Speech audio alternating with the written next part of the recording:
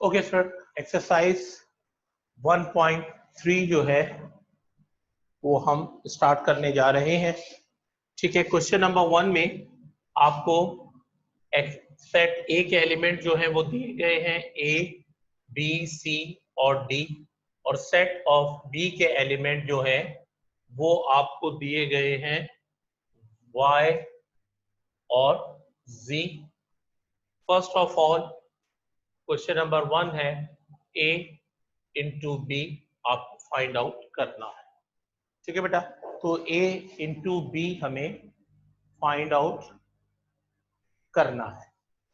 बेटा मल्टीप्लाई का मतलब कार्टेशियन प्रोडक्ट होता है, यानी दो सेट के एलिमेंट्स को आपस में क्या करना होता है, हमें कोऑर्डिनेट करना होता है। तो बहुत सिंपल सा इसका तरीकाकार है, solution a into b, set of a के एलिमेंट ए, बी, सी और d into set of b के एलिमेंट वाई और जी। कोऑर्डिनेट करेंगे तो ए वाई के साथ आएगा, फिर ए जेड के साथ, इसी तरह बी वाई के साथ आएगा और बी जेड के साथ, इसी तरह सी वाई के साथ आएगा, सी जेड के साथ, एंड डी वाई के साथ आएगा और डी जेड के साथ, और यूं ए इंटू बी आपका क्या हो जाएगा, कंप्लीट हो जाएगा। Clear student? इसी तरह इसका पार्ट 2 है बी इंटू ए, बी के एलिमेंट पहले हो जाएंगे, ए के एलिमेंट बाद में चले जाएंगे। थर्ड पार्ट है ए इंटू ए के एलिमेंट को 2 दफा लिख के इसी तरह ऑर्डर पेयर बनाओगे। नंबर 4 में बी इंटू बी, तो बेटा बी को 2 दफा लिख के इसी तरह उसके ऑर्डर पेयर्स बना लेंगे। तो एक मैंने आपको समझा दिया बेटा, बाकी 3 पार्ट जो पार्ट है वो आप लोगों ने करने हैं। फोर्थ वन है show that a into B not equal to b into a. देखिए बेटा ए इंटू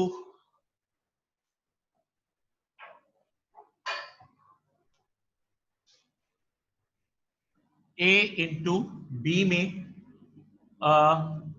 बुक कह रही है शो कीजिए कि b into a not equal है। तो देखिए बेटा ए इंटू बी के एलिमेंट ए वाई है, और जब b इंटू ए आप सॉल्व करेंगे तो आपके एलिमेंट जो उसका पहला आएगा वो y a आएगा।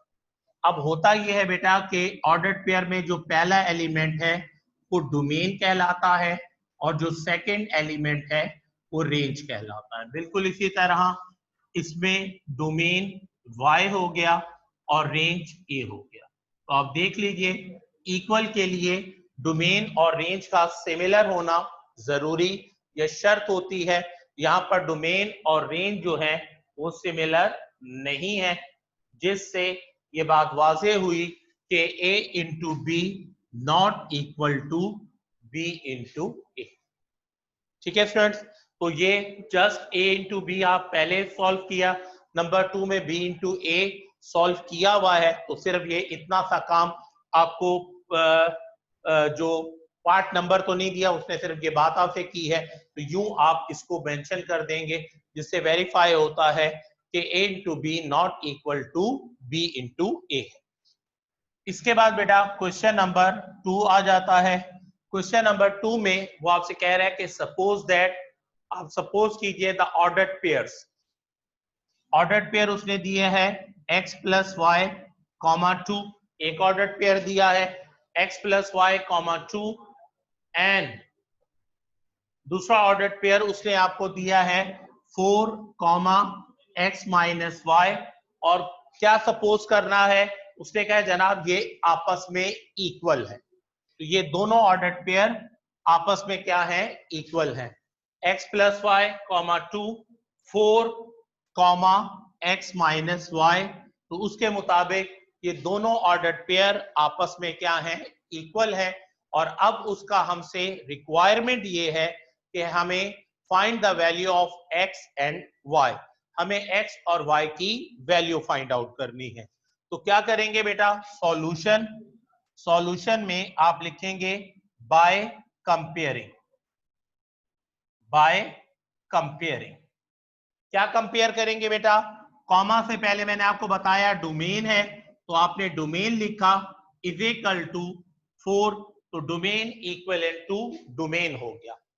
इसके बाद रेंज में आपके पास क्या है, x माइनस वाई, और x माइनस वाई किसके इक्विवेलेंट है, 2 के। इस तरह x plus Y condition number 1 में किसके इक्विवेलेंट हो गया, 4 के, और x माइनस वाई किसके इक्विवेलेंट हो गया, 2 के। अब इन दोनों इक्वेशंस को आप ऐड कर लेंगे, add 1 and 2। Basically equation shape की वजह से मैं कह रहा हूं, बेसिकली ये दोनों क्या है, कंडीशंस हैं जो कि क्वेश्चंस में आपको दी गई हैं।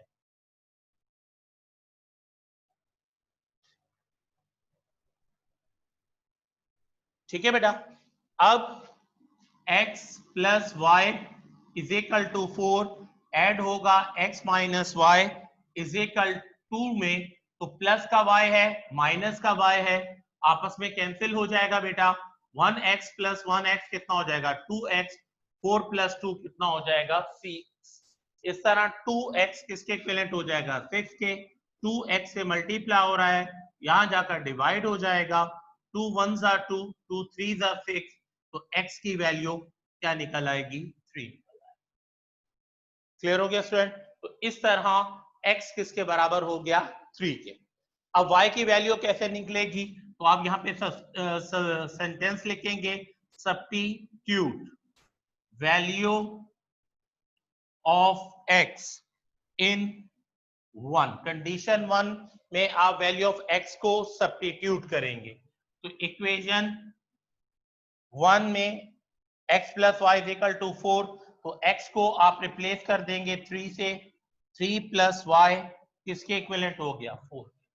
मैंने क्या किया, x को रिप्लेस कर दिया x की वैल्यू से, तो x की जगह 3 आ गया, 3 प्लस वाई किसके इक्विवेलेंट हो जाएगा, 4 के।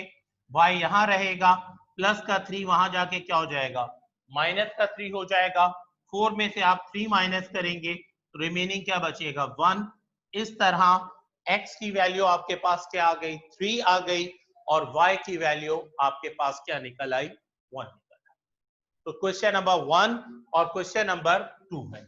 इसके बाद बेटा क्वेश्चन नंबर 3 और क्वेश्चन नंबर 4 जो है वो सिमिलर क्वेश्चन है, यानी उनके सेट्स भी सिमिलर है हमारे पास। ठीक है, सेट हमारे पास सिमिलर है उसके। ठीक है, क्वेश्चन नंबर 3 और 4 के लिए, क्वेश्चन नंबर 3 में उसने हमें ए के एलिमेंट जो दिए हैं, क्वेश्चन नंबर 3 में ए के एलिमेंट ए बी हैं, बी के एलिमेंट जो हैं 2 3 है, और सी के एलिमेंट जो हैं वो 3 और 4। ठीक है बेटा। अब पहला पार्ट जो दिया है वो है क्वेश्चन नंबर 3 में a multiply by b union c, a multiply by b union c, ये पहला पार्ट।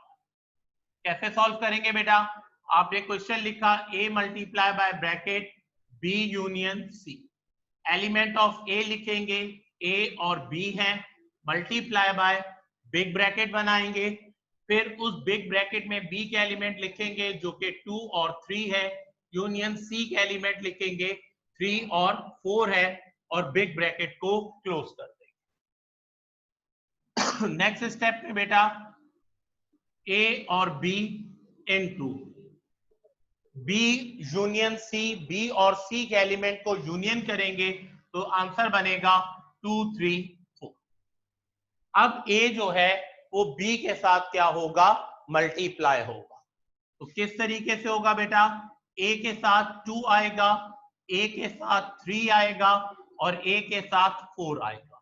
सेम इसी तरह b के साथ 2 आएगा, b के साथ 3 आएगा, और b के साथ 4 आएगा, और यू आपका सेट क्या हो जाएगा। तो इसमें आपके दो फंक्शंस हैं, आप चाहें तो दोनों को एक साथ लिख सकते हैं, और एक साथ लिखने के बाद फिर आप उनको एक ही दफा सॉल्व कर लें। इसमें आसानी है, बहरहाल 2 स्टेप में करना पड़ता है, पहले पहला फंक्शन मुकम्मल करेंगे, उसके बाद दूसरा फंक्शन करेंगे। पार्ट 2 जो है बेटा वो है आपका a multiply by b bracket a multiply by bracket union a multiply by c।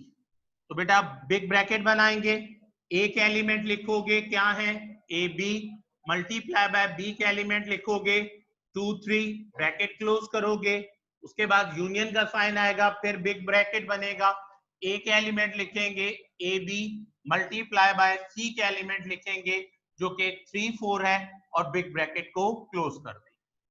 अब इन दोनों को ऑर्डर्ड पेयर बनाएंगे, a के साथ 2 आएगा, a के साथ 3 आएगा, इसी तरह b के साथ 2 आएगा, b के साथ 3 आएगा, ब्रैकेट क्लोज, यूनियन इसी तरह यहां पर a के साथ 3 आएगा, a के साथ 4 आएगा, b के साथ 3 आएगा और b के साथ 4 आ जाएगा। अब इन दोनों को आपने यूनियन करना है यानी कंबाइन करना है। तो किस तरह यूनियन या कंबाइन होगा, a के साथ 2, फिर a के साथ 3 एंड देन a के साथ 4।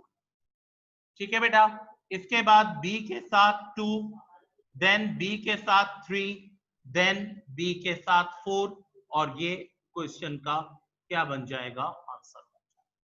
सो a2 a3 a4 b2 b3 और b4 इस क्वेश्चन का आंसर हो जाएगा। सो सेम इसी तरह बेटा आपके क्वेश्चन नंबर 3 और क्वेश्चन नंबर 4 के पार्ट्स है जिन्हें आपने मुकम्मल करना है। अलबत्ता इनमें अगर कोई प्रॉब्लम होगी जो आपसे क्वेश्चन सॉल्व नहीं हो सकेगा तो आई एम हियर, मैं